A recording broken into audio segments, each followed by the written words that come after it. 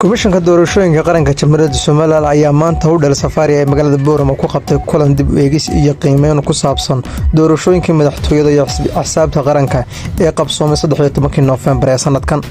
Kulankan ayaa diiradda lagu saarayay falanqaynta ay habsamay u socodka doorashooyinka caqabadihii la kulmay, casharadii laga bartay iyo talooyin ku saabsan horumarinta hannaanka doorashooyinka mustaqbalka ee golayaasha deegaanka iyo wakiilada ee soo socda. Qodobada muhiimka ah ee kulanka lagaga hadlayay waxaa ka mid ah: 1. habsamay u socodka doorashada, qiimeyn ku saabsan sida habraacyadii iyo qorshayaashii doorashada loo hirgeliyay.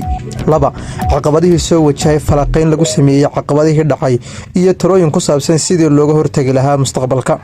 3. casharadii laga bartay aragtiyo waayo aragnimo iyo ee laga helay doorashooyinkii hore oo lagu hagi karo howlaha doorashooyinka soo socda. 4. horumarinta mustaqbalka, talooyin ku saabsan xoojinta qorshayaasha iyo hannaanka doorashooyinka si loo helo doorashooyin hufan oo casri ah. Gudoomiyaha Komishanka Doorashooyinka Muuse Xasan Yuusuf ayaa carabaabay muhiimadda qiimeynta, isagoo oo sheegay in talooyinka ka soo baxay kulanka ay gacan ka geysan doonaan horumarinta dimuqraadiyadda Jamhuuriyadda Soomaaliland. Kulanka ayaa sidoo kale muujiyay sida Soomaaliland ay uga go'an tahay in ay sii wado hannaanka dib u eegista qiimeynta, taas oo ku saabsan kalsoonida bulshada iyo tusaaleyn wanaagsan oo ku aadan dimuqraadiyadda gobolka Geeska Afrika.